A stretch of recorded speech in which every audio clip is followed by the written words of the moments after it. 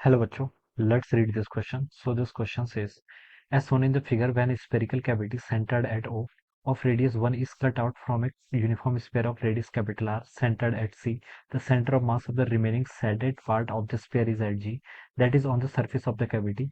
Capital R can be determined by the equation. Capital R को देखिए हम इस इक्वेशन से यहाँ पर इसको हम डिटरमिन कर सकते हैं, ठीक है। आपको बेसिकली क्या बताना है, रिलेशन बताना है। ऑलराइट, तो देखिए बच्चों, इस क्वेश्चन का की कॉन्सेप्ट आप क्या लिख सकते हैं, सेंटर ऑफ मास लिख लीजिए। देखिए क्या लिख लीजिए, centre of mass will be the key concept of this question. Centre of मास क्या हो जाएगा, इस क्वेश्चन का आपके यहाँ से की कॉन्सेप्ट हो जाएगा, ठीक है। अब बच्चों देखिए हमें क्या करना है, यहाँ पर सिस्टम का सेंटर ऑफ मास बताना है। ऑलराइट, यहाँ पर देखिए कंप्लीट एक आपके पास एक, यहाँ पर देखिए क्वेश्चन में क्या गिवन कर रखा है, एक आपके पास क्या है, सॉलिड स्फीयर है। This is a uniform solid sphere जिसकी रेडियस कितनी आपकी आर के इक्वल है, ठीक है। इसकी रेडियस कितनी आपकी आर के इक्वल है। और इस पर देखिए आपकी क्या है, कैविटी भी है। क्या है, इस पर एक आपकी कैविटी भी है, कैविटी स्फेरिकल कैविटी, ठीक है। विच इज सेंटर्ड एट ओ, जिसका सेंटर देखिए आपको ऊपर गिवन कर रखा है, ठीक है। ये आपकी इस तरीके से देखिए यहाँ पर एक स्फेरिकल कैविटी, इस कैविटी का मतलब होता है देखिए एक ऐसा पोर्शन यहाँ पर खाली है बीच में, ठीक है। यहाँ पर कुछ नहीं है, this is a blank portion, ठीक है। इस तरीके से गिवन कर रखा है। ये आपकी कैविटी का सेंटर है जिसको मैंने क्या बोल दिया, ओ बोल दिया। ऑलराइट, अब हमें देखिए इसके रेडियस गिवन कर रखी है कितनी, 1 के इक्वल। तो ये जो रेडियस है बच्चों, ये कितनी है आपकी, 1 के इक्वल क्वेश्चन गिवन की है। Radius 1 is cut out from a uniform square of radius capital R, जिसकी रेडियस कितनी, कैपिटल आर के इक्वल, ठीक है। सेंटर्ड एट द सी, ठीक है, सेंटर्ड एट सी। ऑलराइट, ये जो आपका ओ क्या है, देखिए ओ तो देखिए आपकी कैविटी का सेंटर है। और जो आपका स्फीयर है, ठीक है, जो आपका यूनिफॉर्म स्फीयर जिसकी रेडियस कैपिटल आर है, इसका सेंटर आपका सी पर है, ठीक है। This is the centre. Alright, ये आपको क्या गिवन कर रखा है, आपको ये सेंटर गिवन कर रखा है ना। तो आप इसको देखिए यहाँ पर से रेडियस को अगर आप ड्रॉ करेंगे तो ये डिस्टेंस आपकी यहाँ से यहाँ तक की होगी। ऑलराइट, ये डिस्टेंस आपकी ये होगी, this will be the radius, ठीक है। ये इसका सेंटर्ड है। ऑलराइट, ये गिवन कर रखा है। अब क्या बोला गया, the centre of mass of the remaining shaded part of the sphere is at G, ठीक है। ये जी पॉइंट के आपका, ये आपका रिमेनिंग पोर्शन जो बचेगा, ठीक है। इस कैविटी को हटाने के बाद जो पोर्शन बचेगा उसका सेंटर ऑफ मास आपका जी पर है, that is on the surface of the cavity. Okay, cavity के सरफेस पे है, ठीक है। R can be determined by the equation. अब आपने यहाँ पर क्या बताना, आर बताना है।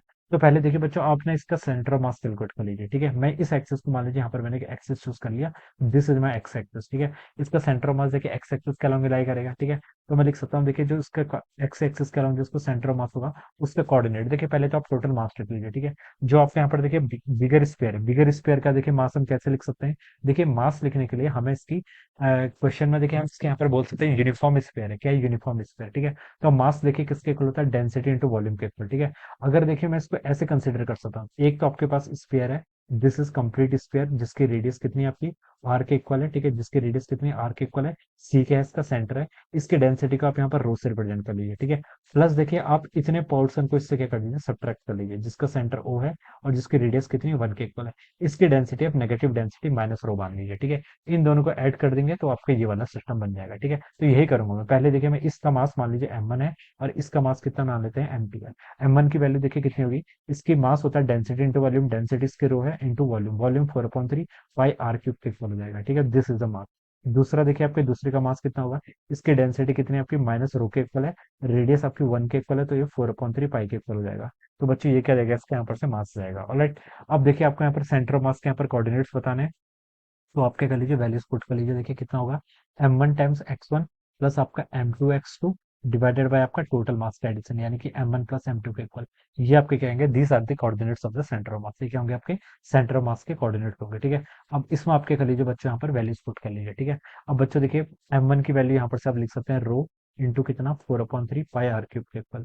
ये तो क्या होगी आपकी M1 की वैल्यू होगी, इंटू देखिए ये क्या है आपका, इसका सेंटर तो देखिए बच्चों ये है, सी वाला सेंटर है, ठीक है। इसी को मैंने यहाँ पर, this is origin of our coordinate axis, ठीक है। ये हमारे कोऑर्डिनेट एक्सिस का भी क्या ऑरिजन है, ये आपका एक्स एक्सिस बोल दीजिए, this is the Y axis, ठीक है। तो ये तो देखिए इसका सेंटर तो यहीं पर लाई कर रहा है, तो इसको मैंने क्या लिख लिया, इसके कोऑर्डिनेट्स क्या लिख लूंगा मैं, 0 के इक्वल लिख लूंगा, प्लस दूसरा मास आपका ये वाला है M2, ठीक है। M2 को देखिए यहाँ से लिख सकते हैं, कितना हो जाएगा आपका, प्लस का साइन आ जाएगा, M2 की वैल्यू जाएगी माइनस रो टाइम्स कितना आपका, 4/3 पाई। ऑलराइट, अब इसके आप कोऑर्डिनेट्स लिख लीजिए। देखिए इसके कोऑर्डिनेट्स कितने हो जाएंगे, ये आपकी देखिए यहाँ से यहाँ तक की डिस्टेंस, सी से लेकर देखिए बच्चों हम बता सकते हैं, सी से लेकर यहाँ तक की डिस्टेंस ये तो आर के इक्वल हो जाएगी, ठीक है।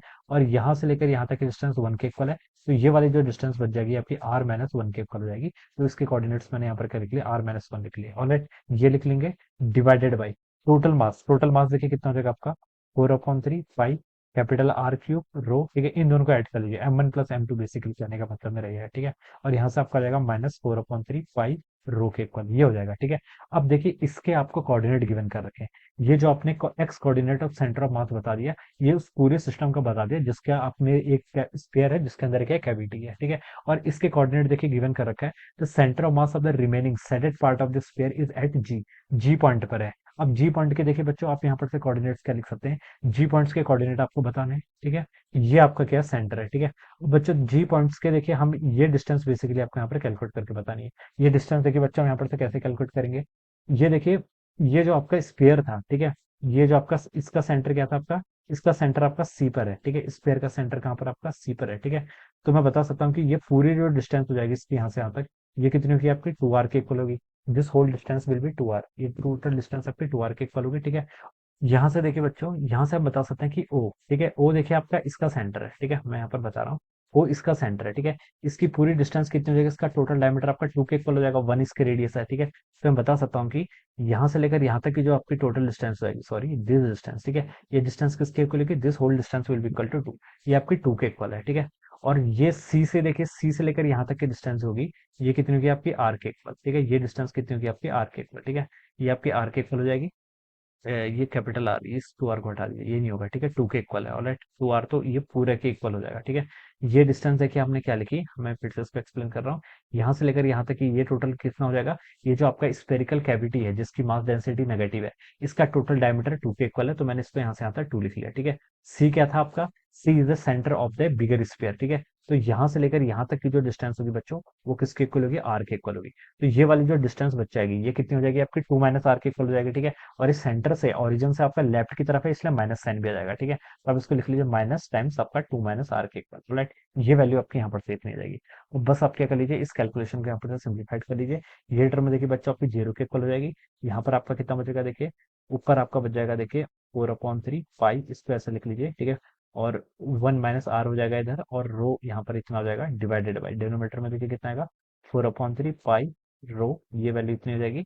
और ऊपर आपका देखिए r³ - 1 हो जाएगा। ऑलराइट, यस, r³ - 1 के इक्वल, और ये वैल्यू यहाँ से आपकी r-2, इसको आप ऐसा लिख सकते हैं। तो 4/3 पाई सिग्मा से सिग्मा कैंसिल, यहाँ पर देखिए बच्चों कितना आ गया आपका, ये आपका आ जाएगा 1 माइनस आर। ठीक है, इज डिवाइडेड बाय कितना आपका r³ - 1, it is equal to r-2, ये आपका r-2 के इक्वल हो जाएगा। इसको देखिए थोड़ा सा और सिंप्लीफाइड कर लेते हैं। ठीक है, इसको देखिए आप ऐसे लिख लीजिए, 1 माइनस आर को क्या लिख सकता हूँ मैं, देखिए 1 माइनस आर को मैं r-1 लिख लिया मानिए। ठीक है, माइनस साइन आ गया, और यहाँ पर मैंने r-2 को देखिए माइनस माइनस से दोनों साइड देखिए मैंने मल्टीप्लाई कर दिया। ठीक है, तो यहाँ पर मैंने 1 माइनस आर को माइनस से मल्टीप्लाई किया, तो r-1 हो जाएगा। राइट साइड पर भी मैंने r-2 को माइनस से मल्टीप्लाई किया, तो 2 माइनस आर हो जाएगा। और यहाँ पर मैं इसको r³ - 1 लिख सकता हूँ। ऐसा मैं इसलिए लिख रहा हूँ क्योंकि ऑप्शन में देखिए मुझे 2 माइनस आर के फॉर्म में दे रखा है। ठीक है, तो मुझे 2 माइनस आर लाना है बेसिकली। तो इसको आप यहाँ पर r-1, इसको ऐसे रहने दीजिए, is equal to 2 minus R. ठीक है, ये देखिए a³ - b³ का फॉर्मूला है, और a³ - b³ क्या होता है देखिए आपका a-b। ठीक है, और कितना होता है आपका a का स्क्वायर। ठीक है, प्लस आपका b का स्क्वायर, प्लस आपका 2ab। ठीक है, प्लस कितना हो जाएगा आपका, सॉरी, a का स्क्वायर, b का स्क्वायर, प्लस आपका ab। ठीक है, तो वो r के इक्वल हो जाएगा। अब यहाँ से r-1 से बच्चों देखिए आपका r-1 कैंसिल हो गया, तो इस टर्म को देखिए मैं रिजल्ट को आप यहाँ पर ऐसे लिख सकता हूँ, ये हो जाएगा आपका 2 माइनस आर इंटू आपका देखिए आर का स्क्वायर प्लस आर प्लस 1। ठीक है, it should be equal to 1, ये पूरी टर्म आपकी 1 के इक्वल हो जाएगी। तो ये आपके यहाँ से रिजल्ट आएगा। तो इसको देखिए बच्चों, अगर मैं ऑप्शन से मैच करूँ, तो ये देखिए आपका डी वाले ऑप्शन से मैच कर रहा है, ऑप्शन डी से। So this will be the right answer of this question. Alright, इस तरीके से हम क्या करेंगे, इस क्वेश्चन को सॉल्व करेंगे। So I hope you all understood this concept. All the best and thank you so much.